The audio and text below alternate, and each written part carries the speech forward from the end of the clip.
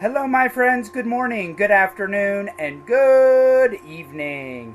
Today, I am talking about more ways of expressing reasons and causes.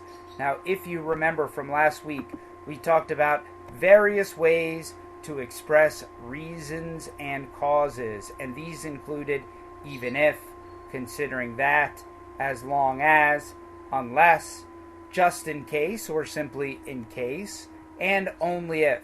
But today I will talk about more ways to express reasons and causes, and these include now that.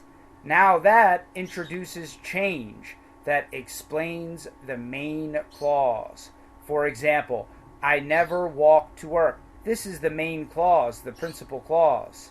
Now that I have a bike, well, this is a change that explains the main clause. I have a bike, so I never walk to work.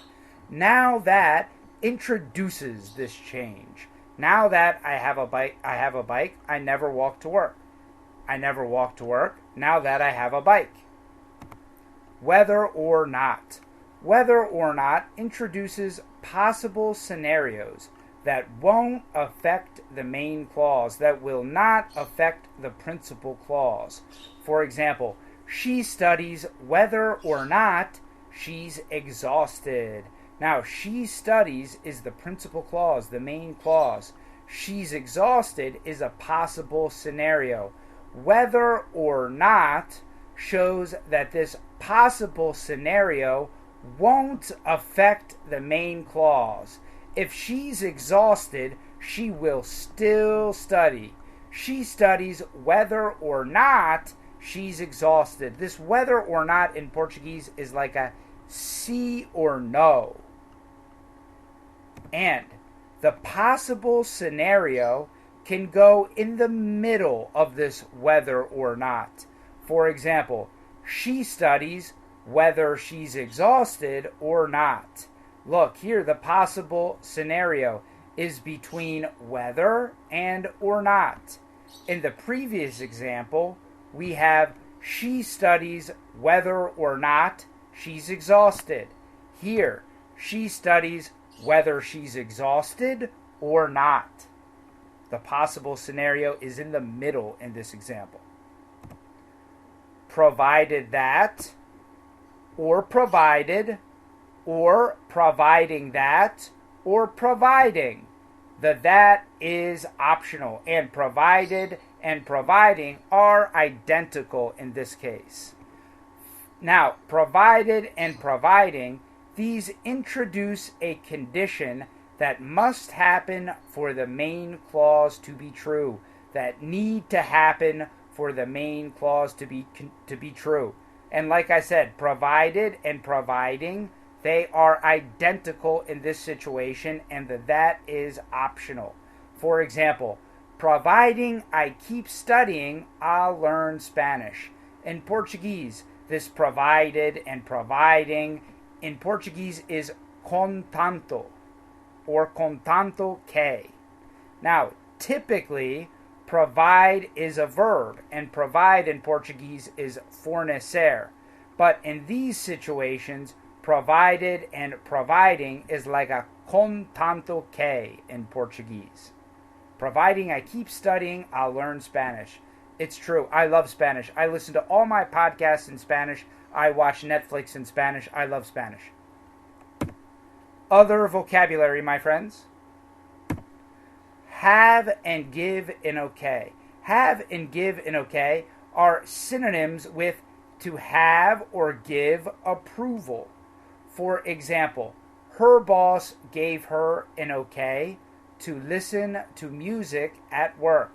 This is equal to her boss gave approval to listen to music at work.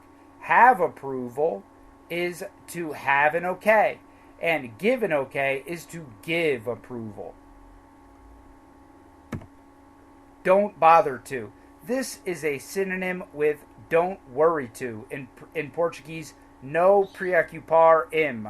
For example, he doesn't bother to brush his teeth. In Portuguese, he no preocupar im brush his teeth. Look at his teeth. They are very disgusting. Sorry, my friends.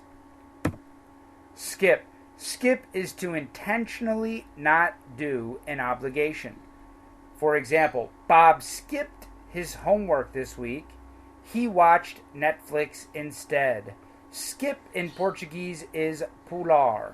Skipped in the simple past and the past participle. Skip, skipped, skipped.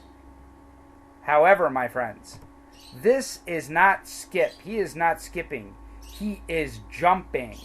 Now, I know this is pular in Portuguese, but in English, this is not skip, this is jump. This is skipping, and this is jumping. He is jumping. Recurring. Recurring is an adjective that describes repetition.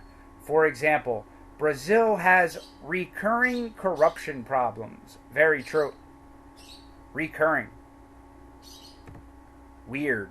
Weird is an adjective. It's a synonym with strange. For example, the annoying orange is very weird. I don't know why, but this thing looks very weird to me. It looks very strange. It's weird. And he doesn't bother to brush his teeth. No, look at his teeth. Okay, wind up. I couldn't find a simple way to explain this, so I just used the translation in Portuguese. In Portuguese, you say acabar. Wind up, it's a phrasal verb. For example, you can wind up in a jail if you drink in public in the U.S. It's a true story. Here in Portuguese, você pode acabar na cadeia if you drink in public in the United States. It's true, my friends. You can't drink alcohol in public in the United States. Look here. Please remember these activities are prohibited. Camping, cigarette smoking, drinking, dogs, etc. It's true. You can't drink alcohol in public in the United States. And I think this is a good law. This would be a good law in Brazil. I don't have a problem if somebody drinks in a restaurant or at home, obviously, or, a place that is a private place or a private business.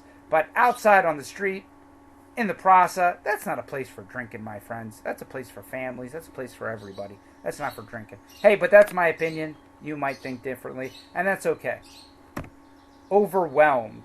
Overwhelmed is an adjective that describes stress from too much work. Overwhelmed in Portuguese is sobrecarregado. For example, Maria feels overwhelmed today. Overwhelmed. Nightmare. A nightmare is a bad dream, and we probably all have them.